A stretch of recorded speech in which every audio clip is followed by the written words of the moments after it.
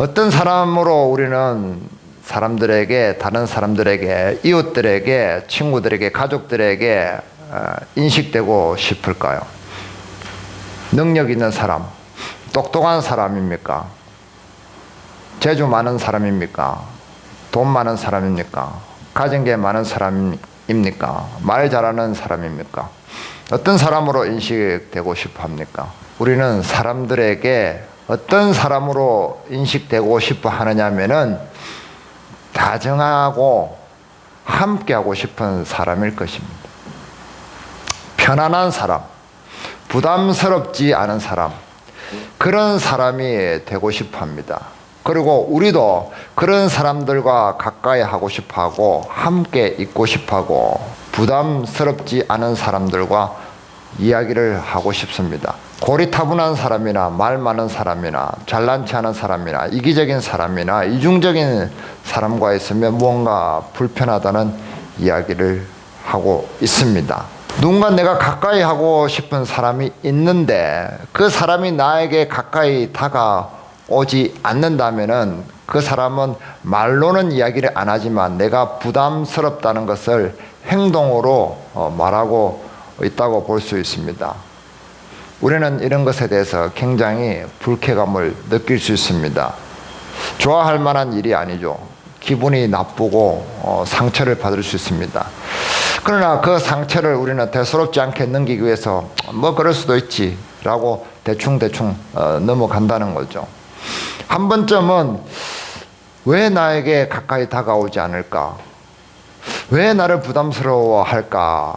라는 질문거리를 다뤄보지 않는다는 겁니다. 한 번쯤은 다뤄볼 수 있잖아요. 한 번쯤은 그 시험을 쳐볼 생각을 할 수 있잖아요. 그러나 그 시험을 계속해서 우리는 외면하면서 살아간다는 겁니다. 시간을 그렇게 보낸다는 거죠. 그러다 보면은 시간이 많이 지난 뒤에 그 시험을 보지 않았던 문제들이 쌓여서 나중에는 폭발을 한다는 것이 문제인 거죠. 그래서 나중에 나이가 들어서 돈도 없어지고 능력도 없어지면은 사람들이 다 떠나간다는 겁니다. 그랬을 때는 감당을 할 수 없게 된다는 거죠. 그 이유가 뭐라고요? 내가 그동안 살아오면서 한 번도 사람들이 왜 나를 가까이 하지 않을까라는 그 시험을 마주하지 않았기 때문에 그렇다는 겁니다. 그 시험을 한 번쯤 진지하게 마주해 봤더라면 그러지 않을 수도 있었다는 거죠. 외롭지 않을 수도 있고 내가 뭔가 심적으로 공허함에 시달리지 않을 수도 있었다는 말을 하고 있습니다. 오늘은 시험에 관한 이야기가 주류입니다. 예수님께서 광야에 가서 시험을 받으시죠. 그 이야기가 시작되고 있습니다. 우리는 세 가지 종류의 이야기를 배웠습니다. 첫 번째는 테스트, 그 다음에는 템프테이션, 세 번째는 트라이얼. 이 테스트는 하나님께서 우리가 어떤 능력이 있는지 우리의 자녀인지 그런 것들을 시험하는 도구다. 또는 템프테이션은 마귀가 우리를 유혹하는 것이다. 그 다음에 트라이얼은 하나님께서 우리를 연단하시고 훈련하시는 과정이다. 이렇게 배워왔습니다. 그러나 이것을 구분하는 것은 별 의미가 없다라고 생각을 합니다. 자전거 타다가 넘어져서 다쳤어요. 어떻게 해석하겠습니까? 하나님이 나를 연단하시는 것인가? 아니야. 사탄이 나를 나쁜 마음을 먹도록 유혹하는 것이야. 사업이 망해서 전기세도 못 내고 있습니다. 어떤 시험으로 우리는 해석을 해야 될까요? 그렇게 구분한 것은 별로 그렇게 유익한 것은 아닌 것 같습니다. 이 세 가지 시험에 공통적인 요소가 있다는 거죠. 이 공통적인 요소는 무엇이냐면은 무언가 나의 가치나 어떤 평가에 대해서 증명을 하는 수단이기 때문에 그렇습니다. 무엇인가를 증명을 하는 수단이죠. 그런 시각으로 바라보는 것이 굉장히 좋다는 겁니다. 그래서 오늘 예수님께서는 무엇인가를 증명하기 위해서 광야로 가셔서 시험을 받으시는 겁니다. 그 세 가지 시험의 내용이 무엇입니까? 쭉 같이 읽어봅니다. 천천히. 시험하는 자가 예수께 나와서 이르되 내가 만일 하나님의 아들이여든 명하여 이 돌들로 떡덩이가 되게 하라. 예수께서 대답하여 이르시되 기록되었을 때 사람이 떡으로만 살 것이 아니요 하나님의 입으로부터 나오는 모든 말씀으로 살 것이라 하였느니라 하시니, 이에 마귀가 예수를 거룩한 성으로 데려다가 성전 꼭대기에 세우고 이르되 내가 만일 하나님의 아들이여든 뛰어내리라. 기록되었을 때 그가 너를 위하여 그의 사자들을 명하시리니 그들이 손으로 너를 받들어 발이 돌에 부딪히지 않게 하리로다 하였느니라. 예수께서 이르시되 또 기록되었을 때 주 너희의 하나님을 시험하지 말라 하였느니라 하시니, 마귀가 또 그를 데리고 지극히 높은 산으로 가서 천하 만국과 그 영광을 보여 이르되 만일 내게 엎드려 경배하면 이 모든 것을 내게 주리라. 이에 예수께서 말씀하시되 사단아 물러가라. 기록되었을 때 주 너희의 하나님께 경배하고 다만 그를 섬기라 하였느니라. 이에 마귀는 예수를 떠나고 천사들이 나와서 수종드느니라. 장소는 광야였습니다. 광야는 어떤 곳입니까? 광야는 어떤 곳입니까? 첫째는 생명이 없는 곳이죠. 그리고 자비가 없는 곳입니다. 자비가 없죠. 그래서 무조건 뭔가 먹을 것이 눈에 보이면 확 잡아 먹어야 돼요. 그것을 놔두면 절대 안 되는 거예요. 무자비한 곳입니다. 그리고 방향이 없는 곳이요. 길이 없잖아요, 사막에는. 그래서 특수한 사람들만이 그 길을 발견할 수 있습니다. 방향 감각이 없는, 인생에 있어서 내가 어디로 가야 되지 라고 모를 때 우리가 광야에 서 있다고 이야기를, 비유를 하잖아요. 방향이 없는 곳입니다. 자비가 없고 긍휼이 없고 무자비하고 생명력이 없는 그런 삭막하고 각박한 그런 광야로 내몰린 곳이죠. 그래서 사람들은 광야를 사탄이 사는 사단의 거주지라고 이야기를 합니다. 사탄이 살기 때문에 이런 생명력 없는 그런 곳이 되고 말았다는 것이죠. 그 광야에 예수님께서는 가셨는데 그곳에서 시험을 받으시는데 그 시험의 내용이 무엇입니까? 여기 있죠. 이 메슬로우의 인간의 욕구 5단계가 있는데 첫 번째는 생존에 대한 욕구가 가장 강하다고 하죠. 그 다음에 생존이 가능해지면 안전, 그 다음에 사회적인 지위, 존중, 자아실현. 어떤 이 인간적인 가장 기본적인 욕구에 대해서 시험을 받으시는 겁니다. 돌덩이가 떡덩이가 되게 하라. 그리고 뛰어내리라. 안전에 관한 것이죠. 그 다음에 성공, 화려한 영광, 성취, 이런 것들을 보여주잖아요. 그걸 가지고 예수님을 시험을 하는 겁니다. 첫 번째 생존, 두 번째 안전, 세 번째 사회적 지위, 존중, 자아실현은 성공에 관한 거잖아요. 이런 가장 기본적인 것들을 가지고 예수님을 시험을 하는 것입니다. 그걸 피할 수가 없는 거죠. 그러나 예수님께서 이 시험을 마주하시게 된 이유는 뭐냐면은 무언가 증명해야 되기 때문에 그렇습니다. 무엇을 증명해야 될까요? 이런 사탄의 유혹 속에서 내가 하나님의 아들이라는 것을 증명해내야 된다는 것이죠. 내가 거룩한 하나님의 지위가 아니라 똑같은 사람의 위치에서, 사람의 근본적인 위치에서, 아담과 같은 그런 위치에서 다시 이 시험을 통해서 내가 하나님의 자녀라는, 하나님의 사람이라는 것을, 하나님을 의지한다는 것을 증명하려고 하신 겁니다. 그것이 예수님께서 이 시험에 임하게 된 이유라는 거죠. 생명력이 바닥인 이 광야에서 진실 게임을 한번 해보자라는 겁니다.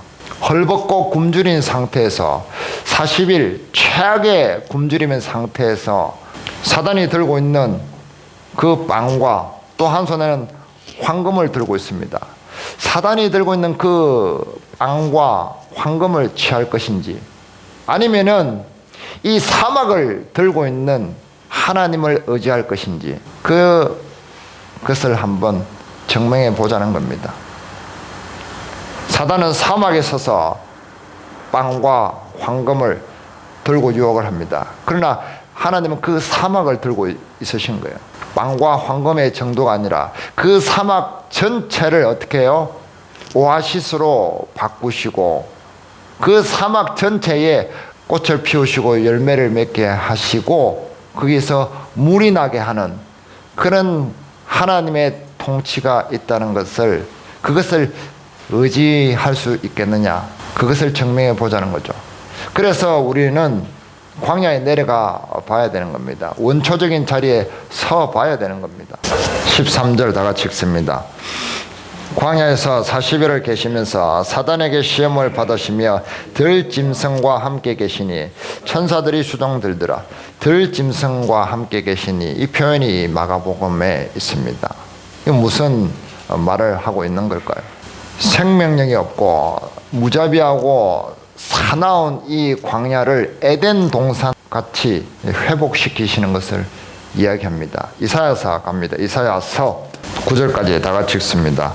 그때 에리가 어린 양과 함께 살며 표범이 어린 염소와 함께 누우며 송아지와 어린 사자와 살진 짐승이 함께 있어 어린아이에게 끌리며 암소와 곰이 함께 먹으며 그것들의 새끼가 함께 엎드리며 사자가 소처럼 풀을 먹을 것이며 젖먹는 아이가 독사의 구멍에 장난하며 젖된 어린아이가 독사의 굴에 손을 넣을 것이라. 내 거룩한 산 모든 곳에서 해됨도 없고 상함도 없을 것이니 이는 물이 바다를 덮음같이 여호와를 아는 지식이 세상에 충만할 것임이니라. 이 사악한 세상이 회복된 그런 세상을 이야기합니다. 천년왕국이라고 이야기하기도 하죠. 하나님의 온전한 통치가 있는 세상, 회복된 세상, 하나님에 대한 지식이 충만한 세상, 사람들이 하나님에 대해서 알고 싶어하고 하나님에 대해서 아는 것을 목표로 하고 하나님에 대해서 아는 것을 마음 가득히 담을 때 일어나는 그런 놀라운 기적을 이야기합니다. 그것이 있다는 거죠. 예수님께서는 광야에 그것이 있다라고 얘기합니다. 광야에 생명 샘물이 있다라고 이야기를 하는 거예요. 그곳에 평화가 있다는 것을 이야기하는 겁니다. 그것을 증명하시기 위해서 예수님께서는 광야에 내려가신 거예요. 그것을 가지고 사역하시기 위해서. 그래서 이 광야는 사단의 본거지인 동시에 하나님의 구원의 장소입니다. 유대인들이, 이스라엘 백성들이 광야로 몰렸던 이유가 거기에 있습니다. 그곳에서 하나님은 계속해서 불기둥으로 그들을 인도하셨고 구름 기둥으로 그들을 인도하셨습니다. 왜? 그것이 없으면 그들은 거기에서 죽거나 또는 사탄의 유혹에 사단의 종이 될 수밖에 없기 때문에 그렇습니다. 사단의 종이 되어서 살아남든지 아니면 하나님의 통치를 경험하든지 그 두 가지가 동시에 이중적으로 중첩되어 있는 장소가 광야인 것이죠. 그래서 무엇을 의미합니까? 우리가 광야 같은 우리 삶의 바닥으로 내려갔을 때, 나의 본질적인 부분으로 내려갔을 때 그곳에서 하나님의 통치를 발견한다는 겁니다. 하나님의 통치는, 하나님의 구원은 거기서 일어나는 거죠.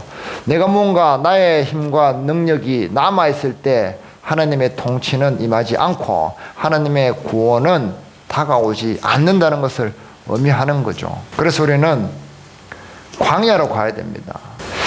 거기서 예수님께서 증명하신 것처럼 이 최악의 바닥 같은 생명이 없는 이 광야에서, 그곳에서 하나님의 통치가 있음을 증명하고 경험해야 하기 때문에 우리는 시험을 거쳐야 하는 것입니다.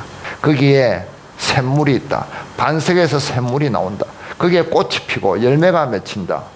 그리고 거기에 평화가 있다. 사자와 소가 결혼하는 그런 일들이 벌어지는 곳이다. 실질적으로 그것을 증명해야 되기 때문에 우리가 시험을 거치는 겁니다. 그 시험을 거친 후에 예수님께서 무엇을 하십니까?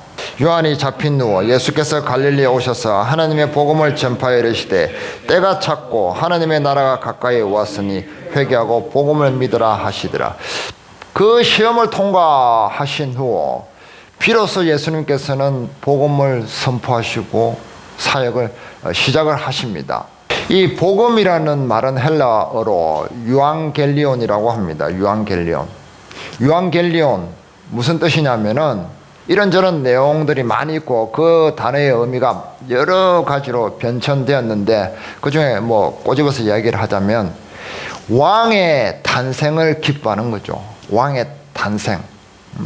그리고 황제의 즉위식, 그것을 만방에 알리고 기뻐하는 것, 또는 우리가 전쟁에서 승리했다는 그 소식을 마라톤을 뛰어가서 알리는 것처럼 아주 기쁘게 알리는, 그것을 유앙겔리온이라고 했습니다.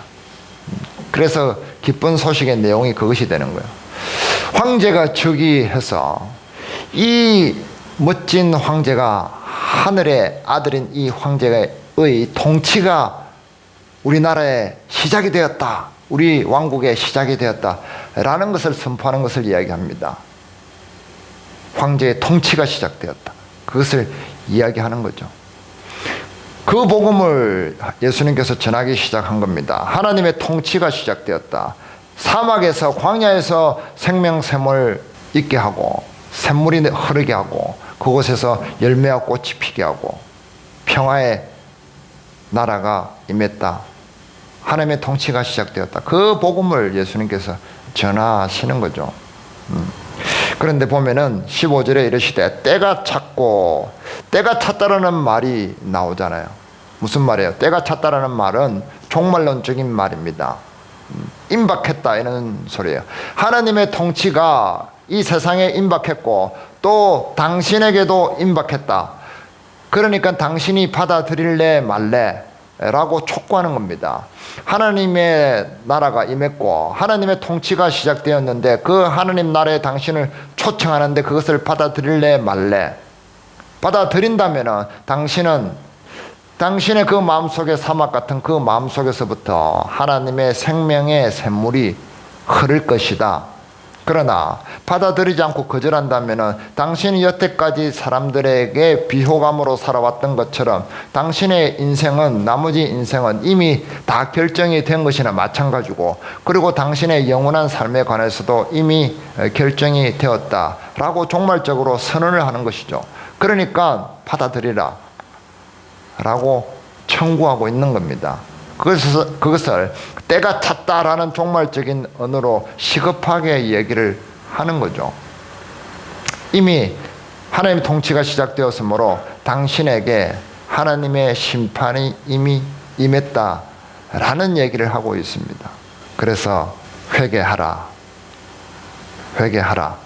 오늘 본문의 이 견지에서 보면은 광야 같은 바닥으로 내려가라는 것을 얘기합니다.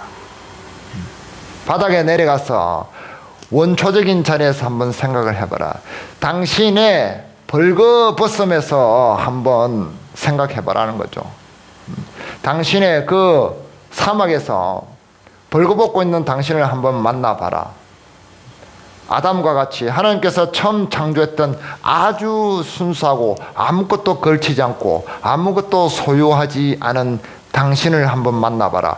그 상태에서 하나님을 한번 생각해봐라 라는 말을 하고 있는 겁니다. 그래서 이 복음의 내용은 무엇입니까? 복음의 내용은 사막이나 광야 같은 세상에 하나님의 통치와 회복하심이 있으면은 거기에 생명 샘물이 흐르고 있다라는 것을 전하는 것이죠. 그래서 우리도 그 광야로 내려가 보자, 그 바닥으로 내려가 보자 라고 얘기를 하고 있는 겁니다. 그리고 난 다음에 복음을 선포하시면서 나오는 내용이 무엇입니까? 4명의 제자를 부르는 내용이죠. 이 예수님께서 제자를 부르는 그 본질이 무엇이냐면 오늘 본문에 연결해서 얘기를 하자면은 무엇을 얘기할까요? 자, 16절, 18절. 예수께서 이르시되 나를 따라오라. 내가 너희로 사람을 낚는 어부가 되게 하리라 하시니 곧 그물을 버려두고 따르니라. 조금 더 가시다가 세베대의 아들 야고보와 그 형제 요한을 보시니 그들도 배에서 그물을 깃는데 곧 부르시니 그 아버지 세베대를 품꾼들과 함께 배에 버려두고 예수를 따라가니라. 이 버려두고 라는 헬라어는 아피메인인데요. 아피메인은 뭐 허락하다, 용서하다, 또 포기하다라는 뜻을 가지고 있죠. 공통적인 의미가 무엇입니까? 별로 상관하지 않는다, 그냥 내버려 둔다, 이런 뜻을 가지고 있죠. 배와 그물을 그냥 내버려 두는 거야. 내가 별로 상관을 하지 않는 거예요. 원래 상관이 없던 것처럼 하는 겁니다. 아버지와 품꾼들도, 동네 사람들도 원래 나하고 별 상관이 없는 그런 상태로 버려두는 거죠. 그것을 이야기합니다. 우리가 예수님을 따르려면은 뭐 재산도 버리고 집도 버리고 뭐 소유도 버리고 예수님을 따르 그런 것을 이야기하는 것이 아니라 나의 원래의 상태로 돌아가는 것을 이야기합니다. 예수님께서 말씀하시는 게 무엇이냐면 나를 따라오라. 나는 어디에서 왔어요? 광야에서 시험을 통과하고 오셨어요. 그 바닥에서 나는 하나님의 자녀라는 것을 증명하고 왔다. 그래서 너희들도 나와 같이 그 바닥으로 한번 가보자. 너는 원래 그물을 가지고 있던 사람이 아니야. 원래 배를 가지고 있지 않았잖아. 원래 너는 아버지와 함께 있던 사람이 아니었어. 원래 너는 이 품꾼들과 함께 있는 사람이 아니었어. 너의 근본은 무엇이야? 너의 바탕은 무엇이며 너의 기초는 무엇이고 너의 처음은 무엇이었냐? 하나님이었다는 거죠. 그것을 이야기하고 있는 겁니다. 그래서 나와 함께 같이 바닥으로 내려가 보자.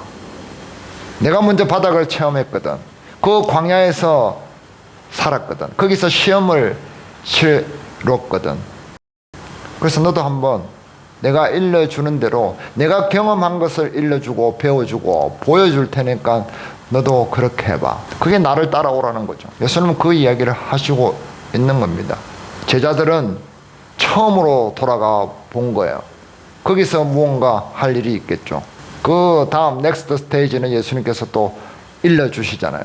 아무튼 그 처음으로 가야만 예수님을 영접할 수 있는 기회가 생기는 거예요. 하나님의 통치를 내가 받을 수 있는 기회를 가지게 되는 겁니다. 그래서 제자를 삼는다는 것의 본질은 무엇이냐면 내 삶의 뿌리를 광야에 있다라고 소개하는 것이죠. 예수님께서 하셨듯이 우리도 그렇게 하는 것을 제자 삼는 것이라고 볼 수 있습니다. 광야에 가지도 않은 사람들이 제자를 삼으면 어떻게 되겠습니까? 계속해서 사단처럼 내가 가지고 있는 것을 보여주고 화려한 것들을 보여주고 그런 것들로 사람들 속에 마음을 사려고 하고 사람들 속에 파고 들어가려고 하는 겁니다. 자기를 높이는 거죠. 세상 사람들은 지금 자기가 얼마나 능력 있고 똑똑하고 탁월한지를 보여주기 위해서 안간힘을 쓰잖아요. 그런데 예수님께서는 거꾸로 얘기하는 겁니다. 그렇게 해서는 결국 무엇이 없다? 유익이 없다는 거죠. 그것은 사막에 있는 신기루 같은 거라는 거죠. 마약 같은 거라는 겁니다. 결국에는 망하는 지름길이다. 그것이 나중에 너희 자식에게 무엇을 남겨주는 것으로 되겠느냐는 거죠. 똑똑한 아버지, 능력 있는 엄마, 돈 많은 부모로 남을 수는 있지만 하나님을 사랑하고 생명을 사랑하고 편안하고 부드럽고 화평하고 관용하는 그러한 사람으로 남지는 않는다는 거죠. 결국에는 죽어서는 하나님도 부담스러워하는 사람이 되는 거예요. 그래서 하나님께서 멀리하는 사람이 되는 겁니다. 우리는 바닥으로 내려가는 것을 싫어합니다. 왜 그러냐면은 내가 이미 바닥에 있다라고 생각하기 때문에 대부분 그렇습니다. 벤처점은 타고 다니고 내가 원할 때 수시로 해외여행점은 뭐 갈 수 있어야만 좀 가진 것이라고 바닥이 아니라고 생각을 하는 거죠. 지금 내가 가지고 있는 것은 다른 사람들과 비교했을 때 바닥 중에 바닥이라고 생각하기 때문에 더 바닥이 없다라고 생각하는 거예요. 그래서 바닥으로 내려가지 않습니다. 그러나 잘 생각해 보면은 내가 가진 것들이 엄청나게 많죠. 봄, 여름, 가을, 겨울 계절마다 입을 수 있는 옷을 가지고 있고 신발도 가지고 있고 자동차도 있고 신용카드도 있고 먹을 것도 있고 냉장고도 있고 가진 것이 많습니다. 따지고 보면은 너무 많죠. 사실은 이런 것들을 지키기 위해서 내가 바닥으로 내려가지 않는 겁니다. 그리고 더 많은 것들을 남들이 가지고 있는 것들을 나도 가지기 위해서 바닥으로 내려가는 것을 거절을 하는 겁니다. 그러나 우리가 예수님처럼 광야에 내려가서 하나님의 통치를 만날 수 있다면 두 가지 큰 유익이 있습니다. 첫 번째는 무엇이냐면 아까 말씀드린 대로 하나님의 통치를 내 삶 속에 끌어올 수 있게 됩니다. 이 광야 같은 세상에서 점점점 나도 내 마음도 사막화가 되어 가고 있는 거죠. 내 마음 속에서 하나님의 통치를 만나면은 내 마음이 회복되어서 꽃이 피고 열매가 맺고 샘물이 터져 나오는 그런 사람으로 된다는 거예요. 그런 축복을 경험하게 된다는 겁니다. 그것이 내 삶의 에너지가 되고 내 삶의 활력소가 된다는 겁니다. 그것을 얻을 수가 있습니다. 그리고 서론에서 말씀드린 것처럼 사람들에게도 내가 편안한 사람이 되고 부담스럽지 않는 사람이 되고 함께 하고 싶은 사람, 가까이 하고 싶은 사람으로 평가받게 된다는 거죠. 사람들과의 관계 속에서도 꽃이 피고 샘물이 솟고 열매를 맺는 그런 축복을 누리게 된다는 것입니다. 그래서 종래에는 내가 죽어서는 하나님과의 관계 속에서도 꽃이 피고 열매가 맺는 그런 영생 복락을 누리게 된다는 것을 이야기하는 것입니다.